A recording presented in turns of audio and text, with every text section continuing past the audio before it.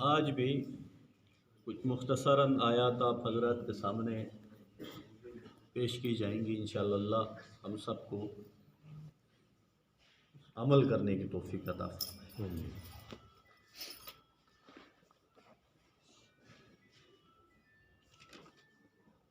आज की आयत का पहली आयत से रब्त कुछ यूँ है कि साबिक़ा में आपने पढ़ा और सुना था कि अल्लाह रब्बुल इज़्ज़त ने कुरान मुबीन के हवाले से फरमाया, वइन कुंतुम फ़ी रैबिम मिम्मा नज़्ज़लना अला अब्दिना फ़अतू बिसूरतिम मिस्ली। और इससे भी पहले इब्तिदा में फरमाया कि ज़ालिकल किताबु ला रैब फ़ीह, कि कुरान मुबीन के अंदर किसी किस्म का शक व शुबा नहीं। वो समझ की बात है कि अगर किसी की समझ में कुरान नहीं आता है और उसकी समझ में फतूर है तो इससे ये नतीजा नहीं निकाला जा सकता कि कुरान के अंदर नऊज़ बिल्लाह किसी किस्म की कजी कमी कोताही।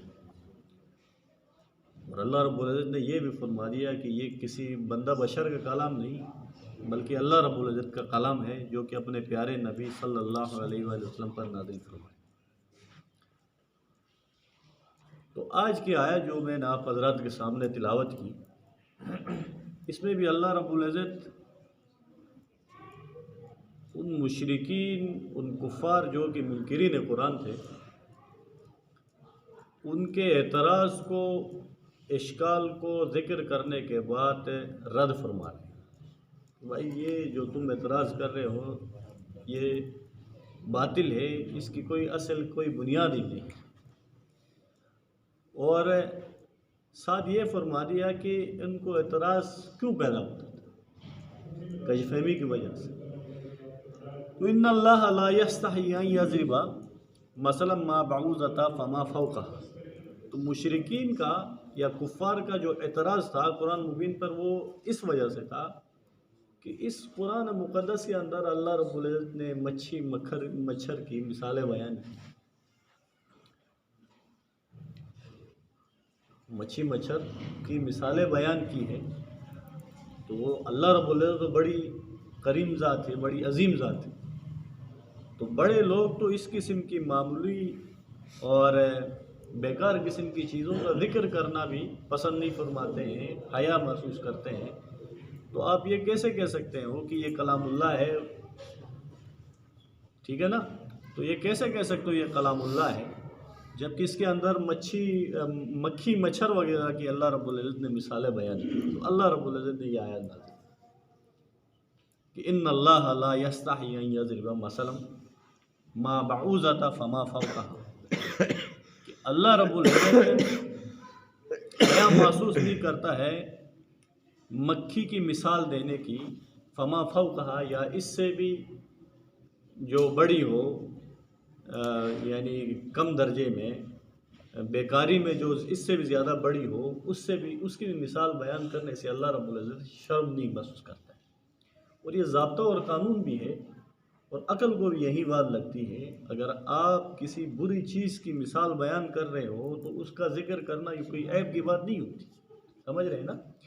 हम कोई मिसाल बयान कर रहे हैं, किसी बुरी चीज़ की मिसाल बयान कर रहे हैं, तो उस बुरी चीज़ का ज़िक्र करके बयान करते, ये अक़ल के ख़िलाफ़ ये चीज़ नहीं है।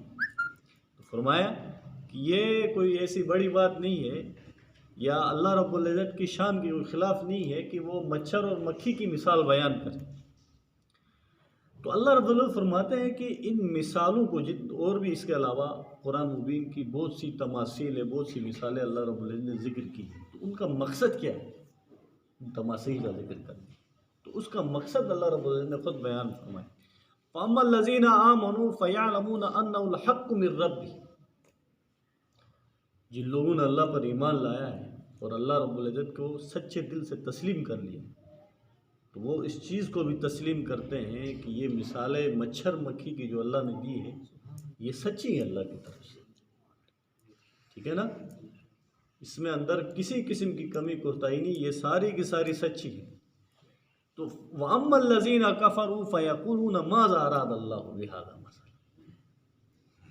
जो जिन्होंने ईमान ही नहीं लाया, अल्लाह रब्बुल इज़्ज़त को मानते ही नहीं, वो कहते हैं कि इन मिसालों को बयान करने का अल्लाह का मकसद क्या है? मक्खी की मिसाल बनाने का मकसद क्या है? मच्छर की मिसाल देने का अल्लाह का क्या मकसद? वो इन्हीं जोकों के अंदर फंसे हुए हैं। और जी ये हो ही नहीं सकता, इतना अजीम कलाम जब कहते हो ये अल्लाह का है, और इस कलाम के अंदर ऐसी मिसालें जो कि हया बाख्ता हो, जो कि आम इंसान ज़ीवकार इंसान इन चीज़ों का नाम लेते हुए शर्म महसूस करता हो, तो आपके तो अल्लाह का कलाम है, तो अल्लाह के कलाम के अंदर ऐसी मिसाल बयान करना तो ये इस बात की गवाही देता है कि ये कलाम अल्लाह का है। तो अल्लाह रब्बुल इज़्ज़त ने फरमाया कि ईमान वाले तो इस चीज़ को तस्लीम करते हैं जो कुरान के अंदर लिखा हुआ है कि भाई ये अल्लाह की तरफ से और ये सच्चा है। कुफार लोगों को ही इनमें इश्काल होता है। युज़िल्लु बिही कसीरा व यहदी बिही कसीरा, ये नतीजा बता दिया भाई साहब कि इन मिसालों और इन तमासील के ज़रिए से अल्लाह रब्बुल इज़्ज़त बहुत सौ को हिदायत बख्शते और बहुत सौ को इन्हीं की वजह से गुमराह करते थे। वमा युज़िल्लु बिही इल्लल फासिकीन, तो आगे फरमाया कि गुमराह वही लोग होते हैं कि जो फासिक होते हैं। अब फासिक का जहाँ भी जिक्र कुरान मुबीन में किया है, अक्सर जगहों में आया है, फासिक से मुराद कुफार ही, मुशरिकीन ही, काफिर लोग ही, उन्हें फासिक कहा गया है। लेकिन मुफस्सिरीन हजरात और फुक़हा कराम कहते हैं जी कि फासिक ये फासिकीन ये फिसक से, फिसक का माना होता है निकलना, बाहर निकलना, खुरूज करना। गोया कि अल्लाह रब्बुल इज़्ज़त की इताअत से निकलने को, खुरूज करने को फिसक बोलते हैं। और जो गुनाह कबीरा करे और उसके ऊपर तौबा ताइब न करे उसको बोलते हैं जी फासिक है। मुसलमान भी हो, ईमान वाला भी हो, गुनाह कबीरा करता है लेकिन उस गुनाह कबीरा के बाद तौबा नहीं करता है तो वो फासिक होता है। इसी तरह सगीरा गुनाह जिन्हें छोटे गुनाह कहा जाता है, छोटा गुनाह करता है और उसको हलाल समझ के करता है, उसकी आदत बना ली, उसे भी फासिक कहा जाता है, ठीक है ना। और जो खुल्लम खुल्ला करे उसको फिर फाजिर साथ लगा दिया जाता है। ये फासिक फाजिर जिसको बोलते हैं ना, ये इसी से है। तो फरमाया कि इन मिसालों के ज़रिए से वही लोग गुमराह होंगे जो फासिक हैं। अल्लज़ीना यनकुज़ून अहदल्लाहि मिन बादि मीसाक़िही, उसकी आगे और तशरीह कर दी अल्लाह ने। फासिक लोग कौन है? फरमाया कि वो लोग हैं यनकुज़ून अहदल्लाहि मिन बादि मीसाक़िही, जिन्होंने अल्लाह से किया हुआ अहद व पैमान तोड़ दिया। अहद ये हम भी बोलते हैं आम लफ्ज़ों में अपनी ज़ुबान में कि भाई आपने अहद किया, तो अहद का मतलब होता है कि दो आदमियों के दरमियान किसी मामला को तय कर लिया जी भाई ये अहद है। दो आदमियों ने आपस में मामला तय किया भाई हमने ये काम करना है, इत्तेफाक के साथ करना है, गोया कि ये इन दोनों के दरमियान अहद हो गया, ठीक है ना। मुआहिदा भी इसी से ही बोलते हैं। और आगे फरमाया अहदल्लाहि मिन बादि मीसाक़िही, मीसाक और अहद में थोड़ा सा फ़र्क है। ये मीसाक जो है ज़रा इससे ज़्यादा सख्त होता है। मीसाक बोलते हैं कि उस अहद को बोलते हैं जिसको कसम के साथ मजबूत किया हो कि भाई ये काम हमने करना है, और इसके ऊपर उन्होंने कसम भी खा कि भाई ये अल्लाह की कसम या खाने के बाद कहा कि उस वादे को, उस अपने अहद व पैमान को कसम के साथ मजबूत कर लिया, तो उसको मीसाक बोलते हैं। तो फरमाया अल्लज़ीना यनकुज़ून अहदल्लाहि मिन बादि मीसाक़िही, ये वही लोग हैं जिन्होंने अहद व पैमान अल्लाह के साथ करने के बाद उसको तोड़ दिया। तो इस अहद व पैमान से मुराद क्या है?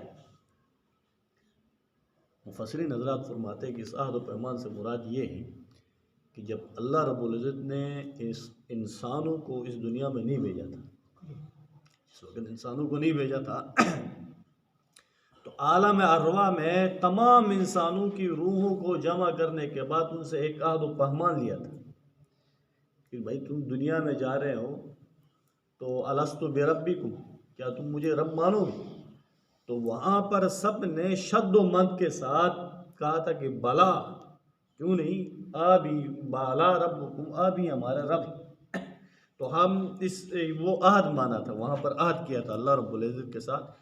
फिर इंसानों को यहाँ भेजा गया, फिर इंसानों को उस अहद व पैमान की याद दहानी के लिए वक्तन फ़वक्तन अल्लाह रब्बुल इज़्ज़त ने पैगम्बरों का सिलसिला रखा। किताबें भेजी। तो पैगंबर और किताबें इसी मकसद के लिए आते थे कि आलम अरवा में तुमने अल्लाह रब्बुल इज़्ज़त से एक अहद व पैमान किया है, तो उस अहद व पैमान के ख़िलाफ़ जा रहे हो, लिहाजा उस अपने अहद व पैमान को याद रखो और अल्लाह की इताअत गुज़ारी में आप मुनहमिक हो जाओ। तो फरमाया कि उस अहद को तोड़ दिया। वयक्तऊन मा अमर अल्लाह बिही अय्यूसला, और उन चीज़ों को तोड़ दिया जिनको अल्लाह रब्बुल इज़्ज़त ने जोड़ने का हुक्म दिया। तो मुफस्सिरीन हज़रात फरमाते हैं इससे वो तमाम मामलात हैं जिन्हें अल्लाह रब्बुल इज़्ज़त ने जोड़ने का हुक्म दिया। इसमें औलाद के वालिदैन के हुकूक आते हैं कि भाई उनको पूरा करने और जोड़ने का हुक्म दिया अल्लाह ने। उसके बाद अड़ोस पड़ोस के हुकूक आते हैं, उसके बाद आपस के बरादरी के हुकूक आते हैं, दोस्तों यारों के हुकूक आते हैं। तो एक दूसरे के हुकूक के साथ साथ फिर अल्लाह के जो हुकूक है जिन्हें हुकूकुल्लाह कहा जाता है, इबादतें करनी चाहिए, इबादतों को करने जोड़ने का अल्लाह ने हुक्म दिया था। तो तमाम जो इबादत के साथ साथ हुकूकुल इबाद हैं, उन तमाम के तमाम को अल्लाह ने पूरा करने और जोड़ने का हुक्म दिया। तो फरमाया कि अब उनको जो उन अवामिर को पूरा नहीं करता, उनको जोड़ता नहीं है, तो अय्यूसला व युफ़सिदून फ़िल अर्ज़, तो उनकी वजह से नतीजतन दुनिया के अंदर फसाद पैदा हो। तो आप जायज़ा ले लें, बारीक बीनी से गौर कर लें कि आज दुनिया के अंदर, मोहल्ले के अंदर, घर के अंदर जो फसाद की बुनियाद है वो यही है कि हम एक दूसरे के हुकूक अदा करें। बीवी शोहर के हुकूक पूरे अदा नहीं कर रही है, शोहर बीवी के हुकूक पूरा नहीं कर रहा है, औलाद वालिदैन के हुकूक नहीं पूरे कर रहे हैं। और इसके उलट कर लो जी, इसी तरह मोहल्ले में पड़ोसी हैं, उन पड़ोसियों के हम एक दूसरे के हुकूक अदा नहीं कर रहे हैं। तो इसी वजह से आज ये नाचाकियाँ, घरों की नाचाकियों की बुनियादी वजह ये, क्योंकि अल्लाह रब्बुल इज़्ज़त ने फरमाया था कि उनको जोड़ो, उन हुकूक को पूरा करो। अगर उन हुकूक को पूरा नहीं करोगे तो फिर क्या होगा, वयुफ़सिदून फ़िल अर्ज़, उन्हीं की वजह से भाई ज़मीन के अंदर फसाद पैदा। समझ रहे ना मेरी बात को? फिर जब फसाद होगा तो उलाइका हुमुल खासिरून, भाई वही लोग खसारे वाले। तो मेरे अजीज़ दोस्तों, तो इन आयात से दो चीज़ें वाज़े होकर आ जाती हैं कि अल्लाह रब्बुल इज़्ज़त के हुकूक और हुकूकुल इबाद, उन्हें अल्लाह रब्बुल इज़्ज़त ने आलम अरवा में हमसे इस चीज़ का इंदिया लिया था, वादा लिया था कि भाई एक दूसरे के हुकूक को भी पामाल नहीं कर। अगर आज हम उस अहद व पैमान के ऊपर आ जाए और जिस तरह अल्लाह ने एक दूसरे के हुकूक हम पर लाजिम किए उन हुकूक को पूरे करने वाले बन जाए, तो यकीन जाने ये बदअमनी, ये फसाद, ये सारा का सारा रफू चकप। समझ रहे हैं ना? तो अगर इसी तरह हम खुदगर्ज हो जाएं, अपना तो ख्याल करें, दूसरे के हुकूक जा रहे हैं, ज़ाया हो रहे हैं, जो मर्ज़ी हो रहा है उसकी तरफ हमारी परवाह नहीं है, तो फिर फसाद आपके सामने है नज़र, कोई भी आज खुश नहीं।